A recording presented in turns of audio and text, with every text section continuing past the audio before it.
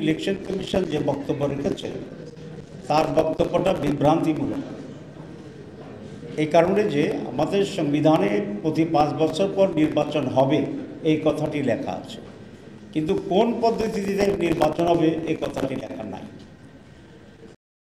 আমরা অতীতে একটা পদ্ধতিতে নির্বাচন করে আসছি এবং সেই হিসাবে এবারও সেই পদ্ধতির কথা বলেছি, কিন্তু এবার যে নতুন করে আমরা পিয়ারের দাবি করেছি, সুতরাং এখানে প্রপোজাল একটা ট্রেডিশনাল পদ্ধতি, একটা পিয়ার পদ্ধতি।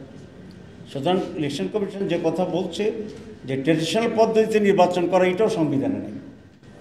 সুতরাং যেহেতু দুইটা দাবি আছে, দুইটা দাবি নিয়ে আলোচনা হওয়া উচিত, ইলেকশন কমিশন আলোচনা করা উচিত যারা এই দাবি করছে, এবং তারপরে একটা এইটা নির্ধারণ না করে একতরফাভাবে আগের নিয়মে ইলেকশন কমিশনের রোডম্যাপ ঘোষণা করাটা একটি অন্যায় হয়েছে বলে আমরা মনে করি।